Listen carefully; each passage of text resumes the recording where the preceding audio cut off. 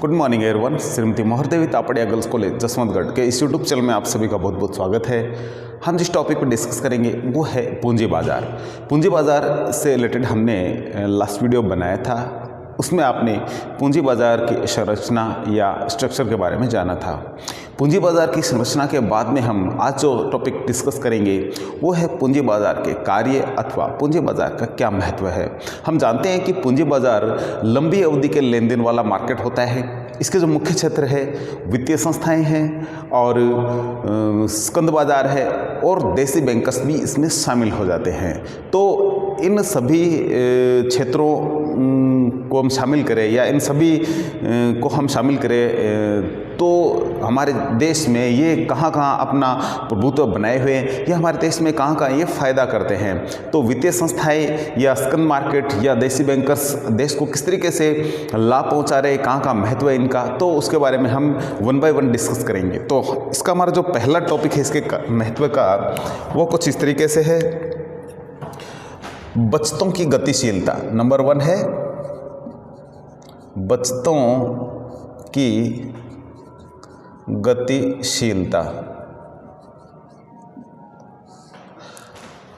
हम जानते हैं कि छोटी छोटी जो बचतें होती है वो बैंकों के माध्यम से, फाइनेंस कंपनियों के माध्यम से इकट्ठी होती है और वो सारा का सारा जो पैसा है वो सारा उद्योग धंधों में लगाया जाता है और लंबी अवधि के लिए लगाया जाता है। तो इससे है जो हमारी बचतें हैं वो गतिशील हो जाती है, कहीं न कहीं हमारे देश की तरक्की में उनका रोल मुख्य रूप से होता है। तो इसलिए ये एक अहम टॉपिक है जिसमें हम ये देखते हैं कि हमारी जो बचतें हैं देश के विकास में कहीं न कहीं लगी हुई है। बात करें इसके दूसरे बिंदु की तो वो है पूंजी निर्माण को बढ़ावा।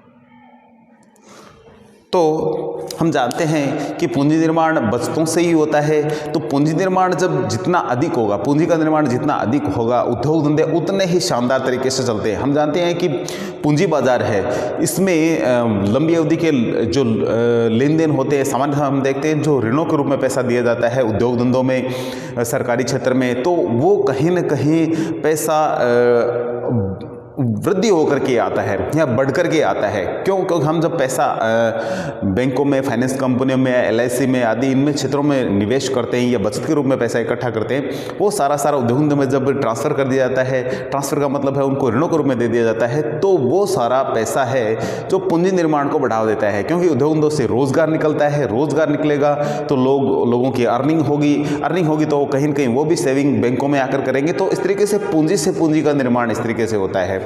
तो ये इसका दूसरा बिंदु है। बात करें हम इसके तीसरे बिंदु की तो वो है पूंजीगत साधनों का समुचित वितरण।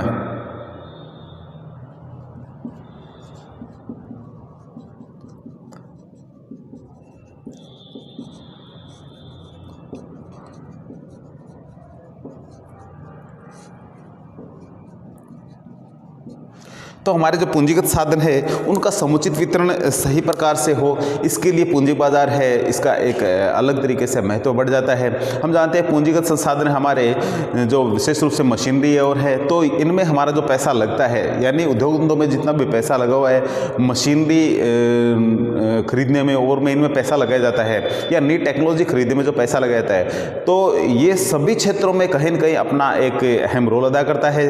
तो पूंजी बाजार का कहने का मतलब हुआ कि जितने भी जो पैसे थे वो यदि नई टेक्नोलॉजी में लगा दिए जाते हैं, उद्योग धंधों में लगा जाते हैं, प्रोडक्शन क्षेत्र में लगा दिए जाते हैं, तो वो कहीं न कहीं सही तरीके से सही दिशा में पैसा लगता है और हमारा जो पैसा है उसका सही दिशा में उपयोग होता है, सदुपयोग होता है। तो इस तरीके से इसमें हमारा बेनिफिट हो जाता है।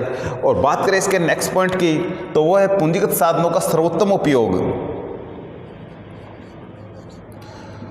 पूंजीगत साधनों का सर्वोत्तम उपयोग।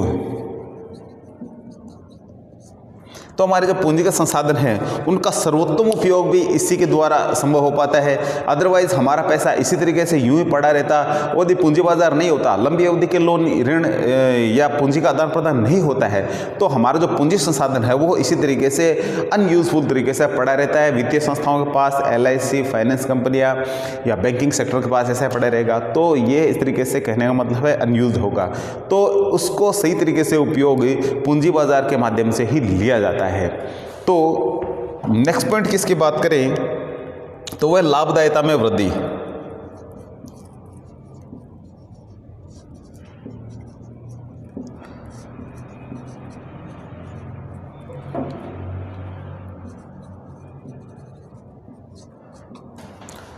हम देखते हैं कि हमारा जो जितना भी पैसा है जब उद्योग धंधों में लगता है तो उद्योग धंधों में प्रोडक्शन बढ़ता है, प्रोडक्शन का लेवल बढ़ता है, नई टेक्निक का प्रयोग करने से प्रोडक्शन में लगातार वृद्धि होती है। क्योंकि इस प्रकार के जो क्षेत्रों में जो पैसा दिया जाता है वो लंबी अवधि के लिए दिया जाता है। लंबी अवधि के लिए जब पैसा दिया जाएगा तो लंबे अवधि के बाद में रिटर्न बहुत अच्छा मिलता है। टेक्नोलॉजी का बहुत बड़ा फायदा होता है, टेक्नोलॉजी लंबे टाइम तक यूज़ होती है और बड़ी मात्रा में प्रोडक्शन होता है। प्रोडक्शन से पैसा देश में बड़ी मात्रा में उत्पादित होता है और उत्पादन के साथ साथ पैसे का उत्पादन भी होता है। पैसे का उत्पादन का मतलब है उत्पादन बड़ी मात्रा में होगा, उसको बेचेंगे, पैसा हमारे पास आएगा। इस तरीके से उत्पादन है पैसे का मतलब। तो कहने का मतलब है कहीं न कहीं कंपनियों को, फर्मों को बड़ी मात्रा में फ़ायदा होता है, चाहे वो कृषि क्षेत्र हो, चाहे वो गैर कृषि क्षेत्र हो, चाहे व्यापारिक क्षेत्र हो या अन्य सभी क्षेत्र, यानी हमारी जो आधारिक संरचना के जो क्षेत्र है उन सभी में, यानी बीमा, बैंकिंग, उद्योग, व्यापार, कृषि, बिजली, पानी, सभी क्षेत्र में कहीं न कहीं हमें फ़ायदा मिलता है। तो इस तरीके से लाभदायिता में वृद्धि होती है। बात करें इसके नेक्स्ट पॉइंट की तो वो है सुदृढ़ बैंकिंग प्रणाली का विकास।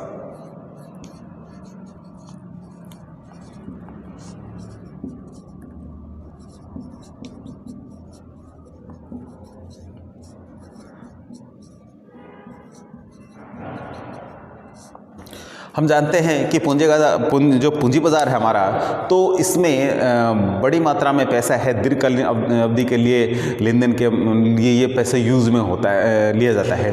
तो इस कंडीशन से देखा जाए तो बैंकिंग प्रणाली हमारी बहुत सुदृढ़ होती है, क्योंकि बड़ा पैसा लंबी अवधि के लिए आता है, लंबी अवधि का ब्याज मिलता है और लंबे समय तक लोगों के पास जब पैसा रहेगा तो वो आर्थिक रूप से या अपनी योजनाओं के अनुसार बड़ी मात्रा में पैसा उत्पादित करेंगे और ये देश की कहीं न कहीं फायदे की स्थिति होगी। और साथ में हमारा बैंकिंग सेक्टर है वो भी अच्छे से सुदृढ़ होकर के काम करेगा और अच्छे से वर्क कर पाएगा। तो इस तरीके से बैंकिंग प्रणाली का जो विकास है वो सही तरीके से हो पाता है।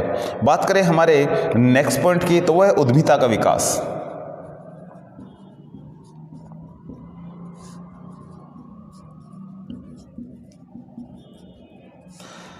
उद्यमिता का विकास का मतलब है कि नए उद्योगपतियों का मार्केट में प्रादुर्भाव होना या नए उद्योगपति सामने आना।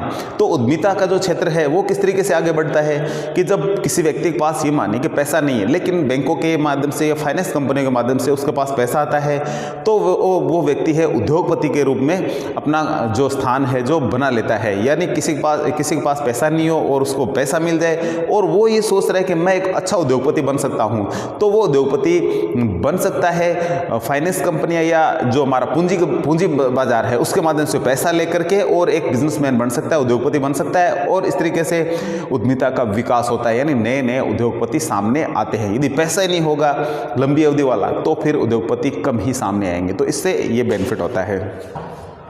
बात करें नेक्स्ट पॉइंट की तो वह तीव्र आर्थिक विकास।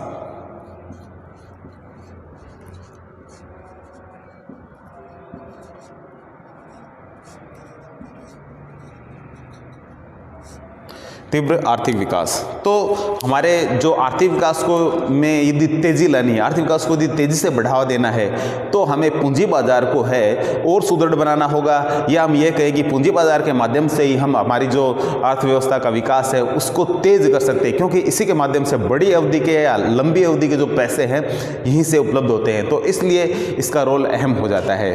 बात करें हम नेक्स्ट पॉइंट की तो यह है सरकार को वित्त की पूर्ति।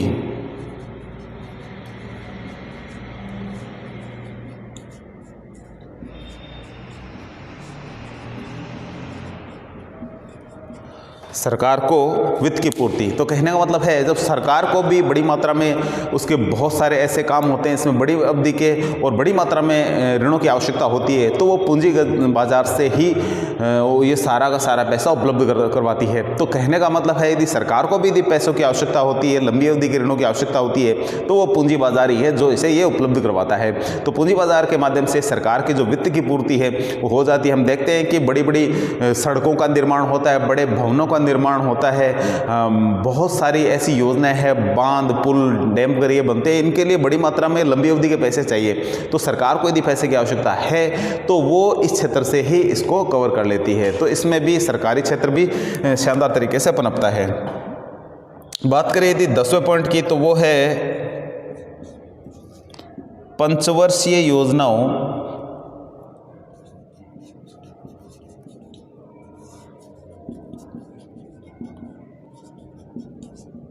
की सफलता। तो हमारी जो पंचवर्षीय योजनाएं हैं कहीं न कहीं पूंजी बाजार इसको इफेक्ट करता है। पूंजी बाजार से बड़ी मात्रा में जो पैसा सरकार के पास आता है वो पंचवर्षीय योजनाओं में नियोजित किया जाता है, और ये योजनाएं सही तरीके से यदि क्रियान्वित होती है, सफल सिद्ध होती है, तो देश को बड़ी मात्रा में फायदा होता है। तो कहने का मतलब जो पंचवर्षीय योजनाएं हैं वो भी पूंजी बाजार से कहीं न कहीं इफेक्टेड होती है या प्रभावित होती है, तो इसमें भी इसका महत्व बढ़ जाता है। बात करें हमारी आर्थिक योजनाओं की,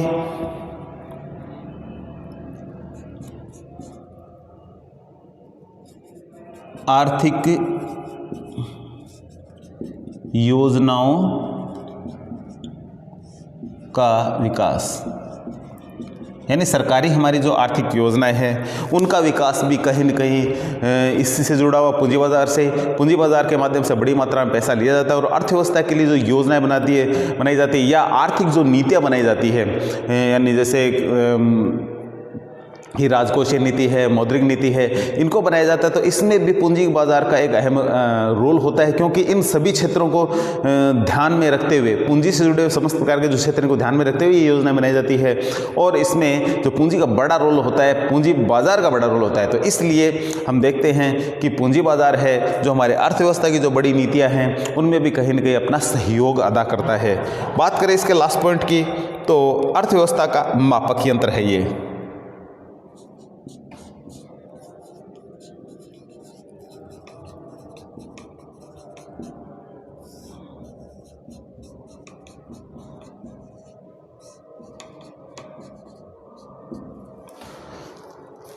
तो यदि अर्थव्यवस्था का यदि माप करना हो आपको, अर्थव्यवस्था के बारे में आपको जानकारी लेनी है कि हमारी अर्थव्यवस्था किस तरीके से चल रही है, किस गति से चल रही है, क्या कंडीशन है, तो पूंजी बाजार है हमारा, उससे पता लगाया जा सकता है। यदि पूंजी बाजार हमारा यदि शानदार तरीके से ग्रोथ कर रहा है, पूंजी बाजार यदि हमारा शानदार तरीके से चल रहा है, कहने का मतलब हमारी वित्तीय संस्थाएं अच्छे से वर्क कर रही है, बैंकिंग सेक्टर अच्छे से वर्क कर रहा है और स्कंद बाजार हमारा अच्छे से वर्क कर रहा है, तो हम ये देख सकते हैं कि हमारा जो देश का है जो विकास है वो भी अच्छे से हो रहा है। तो कहने का मतलब है कि यदि हमारी अर्थव्यवस्था का मापक यंत्र इसको माना जाए तो कोई भी ऐसी गलत बात नहीं है, इसे माप की जा सकती है। यदि पूंजी बाजार शानदार तरीके से चल रहा है तो अर्थव्यवस्था भी शानदार तरीके से चल रही है। यदि ये लो चल रहा है, नीचे की ओर बैठ रहा है, तो उस कंडीशन में हम देख सकते हैं कि हमारी अर्थव्यवस्था भी कहीं न कहीं लो होगी। तो आज के वीडियो में इतना ही, मिलते हैं नेक्स्ट वीडियो में, तब तक के लिए धन्यवाद। अपने वीडियो को लाइक कीजिए, शेयर कीजिए, चैनल को यदि सब्सक्राइब नहीं किया है तो वो भी ज़रूर कीजिए।